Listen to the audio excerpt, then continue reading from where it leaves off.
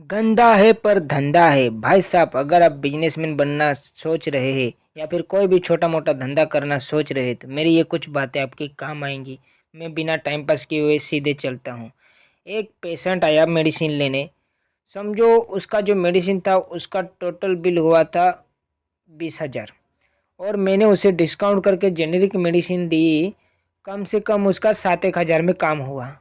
जब मैंने उसे पूछा कि दूसरे केमिस्ट से लेते थे तो कितना बिल होता था, वही दवाइयाँ जेनेरिक केमिस्ट वाला उन्हें 17 18 हज़ार में देता था और मैंने उन्हें 6 7 हज़ार में, राउंड फिगर इतने आसपास कुछ कर दिया।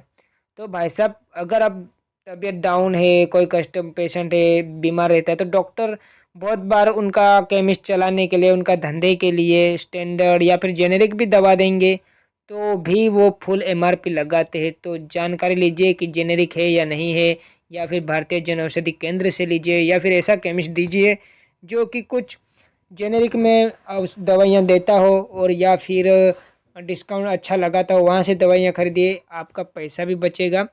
और बहुत सारे डॉक्टर ये भी कहते हैं कि जेनेरिक दवाई मत खाइए, उसमें असर कम होता है, पावर कम होता है। ऐसा भाई कुछ भी नहीं, सेम पावर दवा रहता है। ऐसा होता तो इतनी सारी कंपनियां यूं ही नहीं चलाती।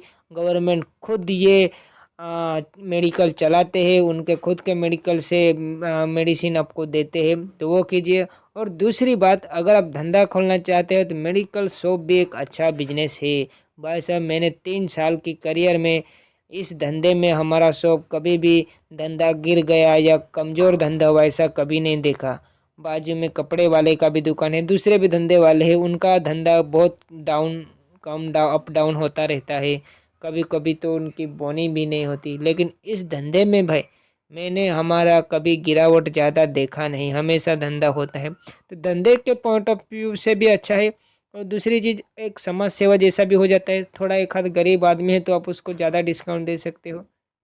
ठीक है, कोई ज़्यादा पैसे वाला है तो उससे आप ले सकते हो।